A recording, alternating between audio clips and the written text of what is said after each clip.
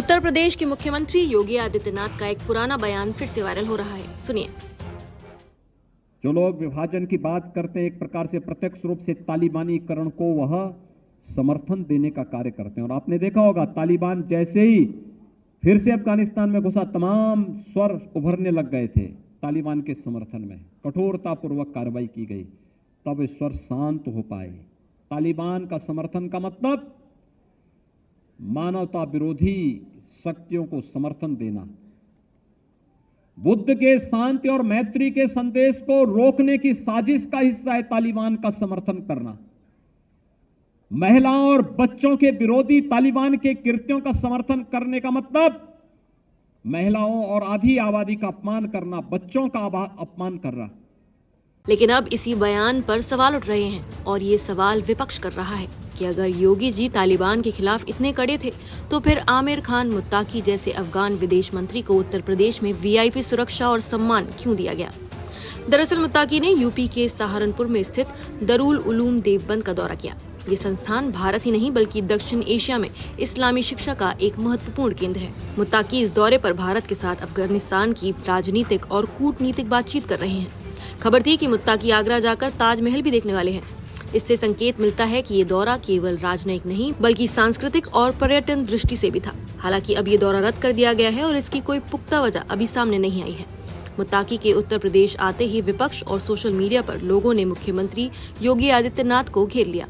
Samajwadi party के सांसद जिया उर रहमान बर्क ने कहा, जब तालिबान के मंत्री मुत्ताकी भारत आते हैं तो कोई विरोध नहीं करता, लेकिन जब हमने यही बात कही थी तब योगी जी ने कहा कि उन्हें शर्म आनी चाहिए और यूपी पुलिस ने एफआईआर दर्ज कर दी। ये दोहरे मापदंड क्यों? कांग्रेस प्रवक्ता सुप्रिया श्रीनेत ने भी तंज कसते हुए कहा, तालिबान के सम्मान में सारे संघी मैदान में, अब और क्या देखना बाकी रह गया है। वहीं टीएमसी नेता सागरिका घोष ने लिखा, बीजेपी के शुभंकर योगी आदित्यनाथ ने एक बार कहा था कि भारत के मुसलमानों की मानसिकता तालिबानी है। कुछ महीनों बाद वही बीजेपी के नेतृत्व वाली केंद्र सरकार अफगानिस्तान में तालिबान सरकार के साथ नजदीकियां बढ़ा रही है और लैंगिक न्याय और महिला अधिकारों पर तालिबान के भयावह रिकॉर्ड पर एक शब्द भी नहीं बोल रही। एक बार फिर नरेंद्र मोदी सरकार ने नैतिकता के किसी भी पहलू का पूर्ण अभाव दिखा। एक और यूजर ने एक्स पर लिखा, योगी ने कभी तालिबान के समर्थन में पोस्ट करने पर लोगों को गिरफ्तार किया था। आज उन्हीं योगी के उत्तर प्रदेश में एक तालिबानी नेता को सुरक्षा देनी पड़ रही है। योगी जी को अब भी मान लेना चाहिए कि समय कभी भी बदल सकता है। एक और यूजर ने लिखा, एक वक्त था जब योगी आदित्यनाथ ने तालिबान के समर्थन में पोस्ट करने पर लोगों को गिरफ्तार कर लिया था और अब वही योगी सरकार तालिबान के विदेश मंत्री को सुरक्षा मुहैया कर रही है। अंधभक्त कहते हैं हम करें तो क्या करें। आपको याद होगा, अगस्त 2021 में संभल के सांसद डॉक्टर शफीक उर रहमान बर्क पर राजद्रोह का मामला दर्ज किया गया था।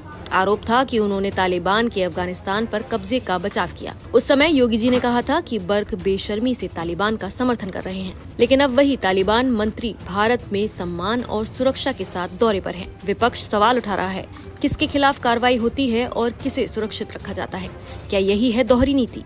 फिलहाल आपकी इस पूरे मामले में क्या राय है, हमें कमेंट करके जरूर बताइए। नमस्कार, मैं हूं मानक गुप्ता।